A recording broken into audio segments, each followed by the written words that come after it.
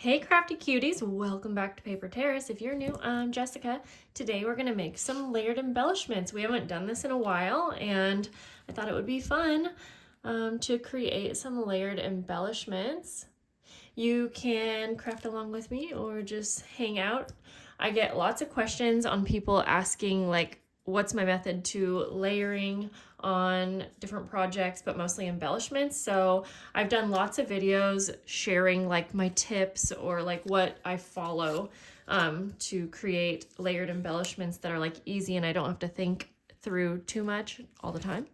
So I'm going to lay out some of these little leaf-shaped tags, and these are going to be my base. So that is tip number one, is to get a base, and that could be anything like fabric, it could be paper, it doesn't have to be a shape at all, it could just be a square, but just something kind of plain. So that's how I like to start, at least, is with a base. So the next thing I like to add is cheesecloth or some kind of sheer fabric, something that just kind of adds something, but not too much, if that makes sense. So I'm gonna try to pull some of this apart. I just dyed this cheesecloth, but white cheesecloth works just as well. But yeah, when I dyed it, it got kind of like all tangled together, I guess you could say. So as you can see, I'm also doing this assembly line style, and this is really my preferred method of crafting ever, because I think if you're going to get your supplies out and make things for your journal, it's just so much easier to make more than one. Of course, depending on what it is, but let's see. So I'm gonna go ahead and just lay a little piece of cheesecloth on these. I'm trying to get like a pretty small piece, but yeah, we'll use some of the orange here.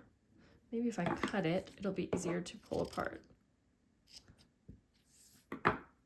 Another thing that I would like to add instead of cheesecloth sometimes is like, I'll take some thread and just kind of wind it up in a circle and put that on the back so that it kind of peeks out. So that's another good option. So if you're watching this video and you're trying to take some tips, just remember that you don't have to use exactly the same types of things as I'm using. You can just find something that's similar. The main point that I'm trying to get across, I guess, when I'm giving you these tips is that you're going to use lots of different textures, colors, and appearances of items. Okay, so we'll just get one more going here. I love making embellishments. They are so fun. And if you're wondering also, how do I use them in my journal? Well, I can maybe try to do a video all about that, showing different ways how I would use a layered embellishment. Okay, so the next thing I like to do is add either like scrapbook paper or some type of paper that's just going to be kind of more like a background. I really like using like tickets like I have here, or sometimes like labels.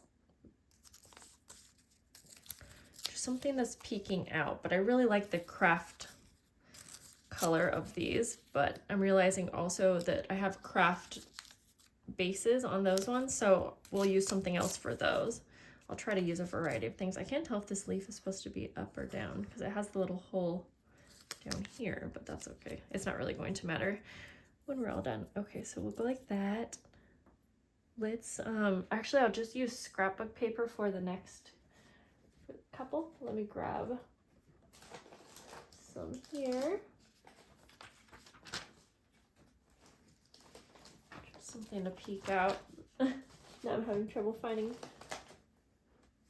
Yeah, this will be fine. I'm not actually sure what this is, but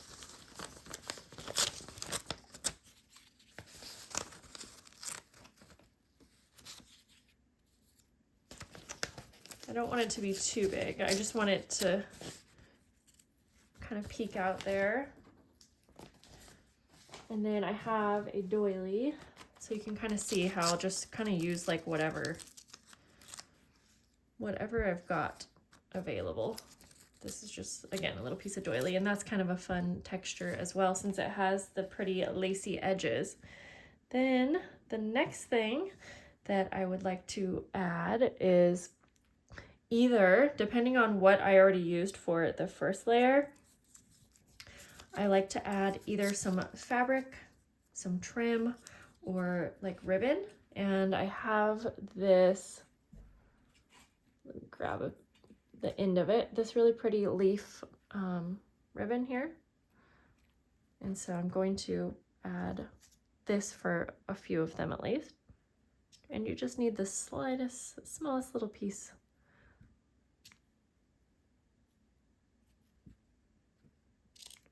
Oops. And I'm just, as you can see, I'm just layering them on as I go. I'm not gluing anything down yet. This is just, again, the way that I kind of like to do it. I have these ribbons that actually go along with the leaf-shaped tags. And I'll just use some of this actually for a couple of these as well. Just something for like the background, just to kind of peek out. But it's thin and it gives kind of a different appearance, and sometimes it might not even really show that well. I also have this really pretty, like, it's not paper, but it's also, I guess, kind of like a ribbon. Or it's not, sorry, it's not a ribbon. It's like, I don't know. I don't even know what to call it.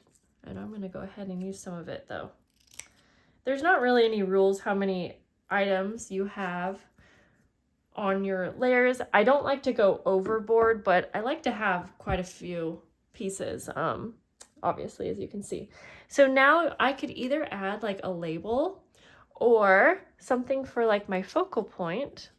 And this is just going to be kind of the top layer. Sometimes I'll put a word on top, which you'll see, but I really like butterflies. And so a lot of times I'll use like butterflies. I also have these tree stickers, and since I am doing like some fall, I'm doing fall crafting, these work good. I want to take some ink though. They do have white edges, and I kind of prefer to ink these up a bit sometimes, so I'll do that too, a couple, and we'll see how the tree stickers look.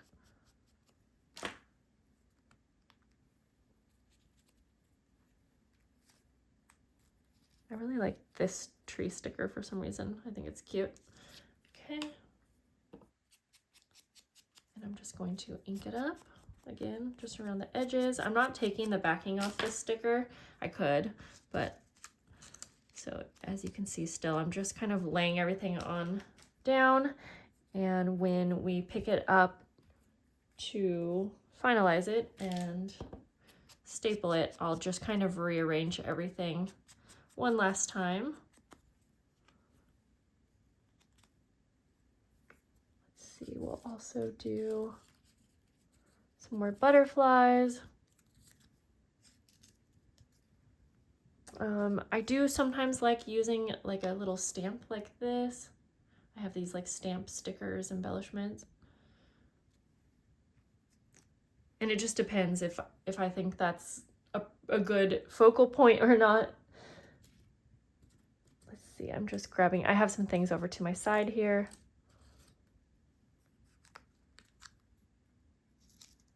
Okay, I think we just need one more up here. So I'll do another tree sticker. I actually really like how these trees are looking. So then I'm going to go ahead and finish these off by attaching everything down one way or another. So for this, you could add glue, you could sew, which is also another great way to add another texture because you'll have the thread and the design from the sewing. I love sewing them. However, this is a really quick way, and I'll just do a couple staples, and I just make sure that everything's at least getting stapled in once there. So this is kind of my preferred method, really, is stapling. I like how the staple adds another little element. Now, this one, so I added all of the layers, but to me it doesn't look final. And so sometimes that's when I'll go in and add even another layer, which again, this might be a lot of layers to you. I just like, so I'm gonna try like a label because I feel like that kind of helps. And then I'm going to take that ribbon I had because I do want it to peek out like that. I feel like when you make embellishments a lot, you just get practice, and you know, you kind of figure out what you like, because there's no right or wrong way to creating layered embellishments. It's really all about like how you like the final result to be, you know?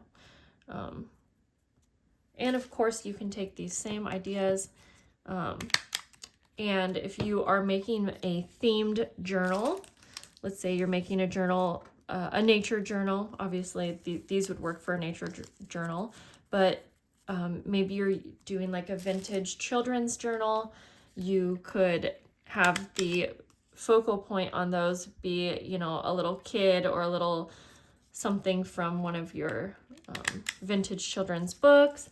If you are doing Christmas journals, you'll just add Christmas embellishment as your focal point, and that's really all you ever need to change up, is the focal point to match with whatever theme or vibe that you're going for. I had two of those.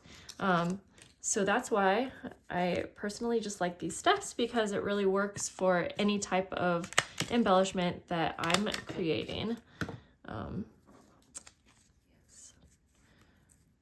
Okay, and so again, as you can see, I might be moving around just a little bit to finalize the placement of everything, but I don't fuss with it too much, because I find when I do that, then I'm like, wait, I don't know if I actually like this, and then it gets frustrating and it's not fun anymore.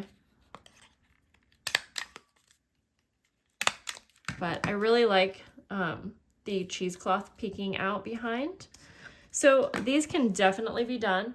If you want to add one more step, I definitely like the idea of adding a sentiment. I'm going to add a little bit of glue actually, but I could have put this on before stapling. And sometimes I'll just kind of pop it under so that it's, there we go. So a sentiment is good. You don't have to have, these are Tim Holtz stickers, sentiment stickers, whatever you call them. They don't need to be this. You could actually just print out, you know, something from your computer, a bunch of just kind of like you could print out just like a variety of different words like happy and hope, and you know, like those types of words work really well. And so that's another way to kind of finish these off, but again, it's not necessary. And once again, you can also have this kind of help create that final look if you were doing a certain themed journal or project. So I hope that these tips help you guys out. I've made so many videos actually creating embellishments with tips and tricks, and I definitely, you know, change it up over the years, but hopefully these will help you out and maybe inspire you to create some layered embellishments. I have so much fun making these, and if you have any questions, leave them down below, and I'll see you guys later. Bye.